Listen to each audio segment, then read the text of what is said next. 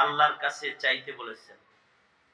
আমাদের নবী আলাইহিস সালাতু ওয়াস সালামকে আল্লাহ শিখাইছেন যে হে নবী আপনি বলুন আল্লাহ আপনি হে আমার প্রতিপালক, আপনি আমাকে ইলম বাড়ায়া দেন। অকুর রব্বি জিদনি ইলমা, বলেন আওয়াজ করে, রব্বি জিদনি ইলমা। কাকে বলতেছেন? আল্লাহ তাআলা মুহাম্মাদুর রাসূলুল্লাহ সাল্লাল্লাহু আলাইহি ওয়াসাল্লামকে বলতেছেন যে আপনি আমার কাছে ইলম বৃদ্ধি করার জন্য দোয়া করেন। অথচ হার হার নবীর খুসুসি আলাদা মুজিজা আছে। আমাদের নবীর শ্রেষ্ঠ মুজিজাই হলো ইলমের মুজিজা। আমাদের নবীজিকে আল্লাহ তাআলা খুসুসান ইলমের মুজিজা দান করেছেন। মুজিজার তো অভাব নাই আমাদের নবীজি। চন্দ্র দ্বিখণ্ডিতকরণ থেকে শুরু করে কত মুজিজা নবী আলাইহিস সালামের আছে, কিন্তু নবীজির সবচেয়ে বড় মুজিজা হলো নবীজির ইলম। এটা নবীজির বড় মুজিজা।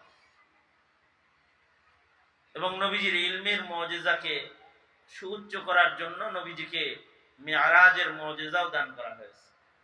নবীজি আকাশ ভ্রমণ করেছেন, সপ্তাকাশ পার হয়ে আল্লাহর কাছে গেছেন।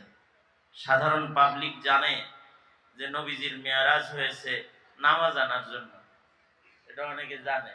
এরকম নবীজি মিরাজ থেকে নামাজ নিয়ে এসে আসলে নামাজের মতো আহাম ইবাদতটা দেওয়ার জন্য বুঝি নবীজিকে আল্লাহ তাআলা মিরাজে নিছেন।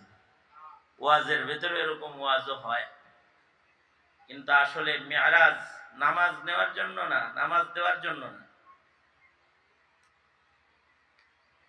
আরো শরীয়তে ইসলামের গুরুত্বপূর্ণ ইবাদত নবীজিকে জমিনে রাইখা আল্লাহ আকাশ থেকে পাঠাইছেন। হজ পাঠাইছেন, যাকাত পাঠাইছেন, রোজা পাঠাইছেন, কত কিছু পাঠাইছেন। শুধুই মাত্র নামাজ দিতে উপরে নিতে হবে? নামাজকে কি আল্লাহর রাসূলকে আল্লাহ তাআলা জমিনে দিতে পারতেন না? পারতেন। আসলে নবীজিকে আকাশে নিয়ে নবীজির ইলমের পায়াকে সর্বোচ্চ করেছেন আল্লাহ তাআলা। কারণ নবীর উম্মতের ভেতরে ইলমের দৌরত্ব ঘটতে থাকবে। দেখেন না এখন মঙ্গলে চাঁদে প্লট বানানোর আর বাড়ি করার প্রতিযোগিতা চলছে। কিয়ামত পর্যন্ত মানুষ আকাশ ভ্রমণ শুরু করবে। যারা আকাশ ভ্রমণ করবে তাদের নবীকে কম ভ্রমণ করায় দিলে নবীর ফজিলত কমে যায় না? তখন তো বলবো যে নবী যেখানে যায় না হেনেও আমরা গেছি। আল্লাহ তাআলা এই ইলমের গালাবাওয়ালা উম্মতকে, যেখানে সায়েন্সের ঊর্ধ্বগতি উন্নত বিজ্ঞানের আগমন এই উম্মতের ভেতরে ঘটতেছে, আল্লাহ তাআলা নবীজির ইলমের শ্রেষ্ঠত্বকে প্রমাণ করার জন্য, প্রতিষ্ঠিত করার জন্য নবীজিকে প্রথম আসমান, দ্বিতীয় আসমান, তৃতীয় আসমান, চতুর্থ আসমান, সপ্ত আসমান পার করে আরশে আজিম পর্যন্ত আল্লাহ তাআলা নিয়ে সব দেখায়া নবীজির ইলমকে আরো প্রশস্ত করে দিয়েছে। ইলম তো নবীজির মুজিজা। নবীজি বলেন উতীতু ইলমাল আউয়ালিন ওয়াল আখিরিন, আমাকে আল্লাহ তাআলা আউয়ালিন আখিরিনের সব ইলম দান করেছে। অর্থাৎ কিয়ামত পর্যন্ত মানুষকেও যত ইলম দেওয়া হবে বিজ্ঞান আর সায়েন্সের, এই ইলমগুলো আল্লাহ তাআলা আমাদের নবীজিকে ১৫০০ বছর আগে দান করেছেন। আল্লাহর রাসূলকে এগুলো আগেই আল্লাহ তাআলা দান করেছেন।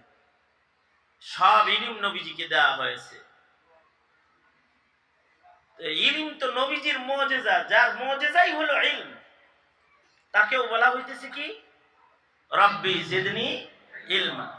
অকুর রব্বি জিদনি ইলমা, হে নবী আপনি বলুন কুল রব্বি জিদনি ইলমা, ওগো আমার প্রতিপালক আপনি আমাকে ইলম বাড়িয়ে দেন। তার মানে কিয়ামত পর্যন্ত ইলমে দ্বীন যেটা এটা আল্লাহর কাছ থেকেই চেয়ে নিতে হবে। আল্লাহ তাআলা ইলম যাকে দান করবে সে যদি গবিয়ুজ জেহেন হয় তাকেও দিয়ে দিবে। তার যদি হায়াত ছোট হয় তাও অনেক ইলম পেয়ে যাবে।